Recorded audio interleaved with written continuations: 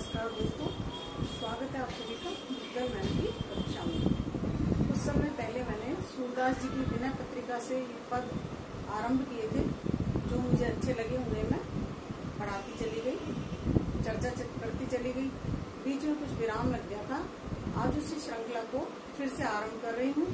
तो आइए देखते हैं सूरदास जी की विनय पत्रिका से लिया गया एक और पद। सूरदास जी कहते हैं, सोई रसना जो हरिगुण गाओ, नैनन की छवि यही है चतुरता, जो मुकुंद मकरंद ही ध्याव। निर्मल चित्त तो सोई साचो, कृष्ण बिना जी और न भावे।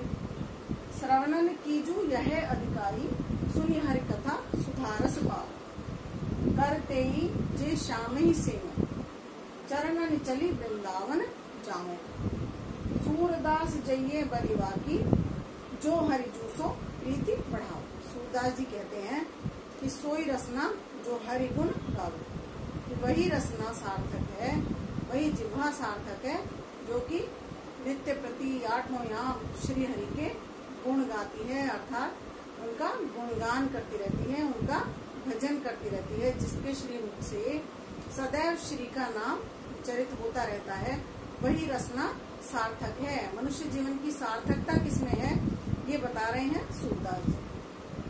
अगली पंक्ति में कहते हैं, नैनन की छवि यही है चतुरता, कि नेत्र जो है उनकी सार्थकता इसमें है कि वे सदैव उस छवि को देखें। किस छवि को देखें?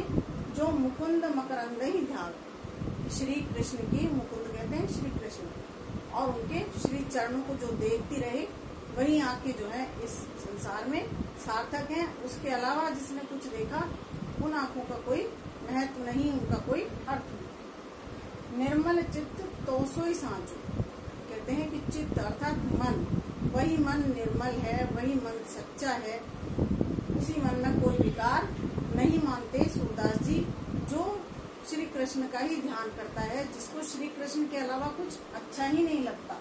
कृष्ण बिना जी और न भावे, जिसको श्री कृष्ण के सिवा कुछ अच्छा नहीं लगता, वही चित्त सार्थक है। अर्थात हम हमारा चित्त ऐसा बनाए कि उसमें सदैव श्री कृष्ण का ध्यान लगा रहे। श्रवणन की जो यह अधिकारी, श्रवणन अर्थात कान, कान वही सार्थक है, उनकी सार्थकता इसी में है कि वे सदैव श्री हरि कथा का स्मरण करते रहें, सुनते रहें, सुधारस पावे। श्री हरि कथा को सुनकर जो अमृत रस का अनुभव करें, उनको केवल उसी नाम में एक सार्थक जीवन दिखाई देता हो, ऐसे ही कार्य जो है वो सार्थक है। करते ही जे श्याम ही सेव, और हाथ कौन से सार्थक है? जो सदैव श्री कृष्ण की सेवा करते रहे। चरणन जो चल वृंदावन जावे, और चरण केवल वही सार्थक है जो चलकर वृंदावन जाते हैं, श्री कृष्ण के धाम को जाते हैं, उन्हीं चरणों की सार्थकता है।